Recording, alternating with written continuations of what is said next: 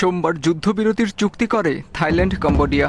যদিও কয়েক ঘণ্টা পরই কম্বোডিয়ার বিরুদ্ধে চুক্তি লঙ্ঘনের অভিযোগ আনে থাইল্যান্ড, তা প্রত্যাখ্যান করে চুক্তি মেনে চলার কথা জানায় কম্বোডিয়া। এমন বাস্তবতায় দুই প্রতিবেশীর চুক্তিকে ভঙ্গুর বলেই মনে করেন থাই রাষ্ট্রবিজ্ঞানী থিতিনান পোংশুধিরক। বলেন, পরিস্থিতি পর্যবেক্ষণে তৃতীয় পক্ষ প্রয়োজন। আমার মনে হচ্ছে চুক্তিটি ভঙ্গুর, আবারও সংঘর্ষ হতে পারে, কারণ থাই সেনাবাহিনীর উপর বেসামরিক নিয়ন্ত্রণ না থাকলেও কম্বোডিয়ান সেনাবাহিনী নিয়ন্ত্রণ করে তাদের প্রধানমন্ত্রী। তাই কম্বোডিয়ার উস্কানি দেওয়ার সম্ভাবনা বেশি, আর সুযোগ পেলে অবশ্যই পাল্টা হামলা চালাবে থাইল্যান্ড। এসব পর্যবেক্ষণের জন্য হলেও তৃতীয় পক্ষ থাকা প্রয়োজন।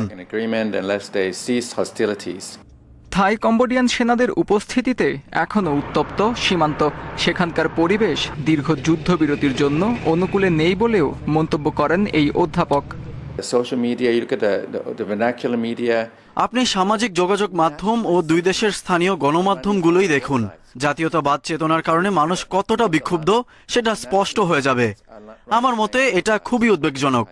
এমন পরিস্থিতি নিয়ন্ত্রণে দৃঢ় নেতৃত্ব প্রয়োজন, যার ফলে যুদ্ধবিরতির চুক্তি দীর্ঘমেয়াদী হবে। বহিরাগত পর্যবেক্ষক নিয়োগে থাইল্যান্ড কম্বোডিয়া দুপক্ষই উপকৃত হবে বলে জানান থিতিনান। বলেন, তখন সংঘাত বাঁধলে তৃতীয় পক্ষকে দোষারোপ করা যাবে এবং দুপক্ষই একটি বাফার জোন পাবে।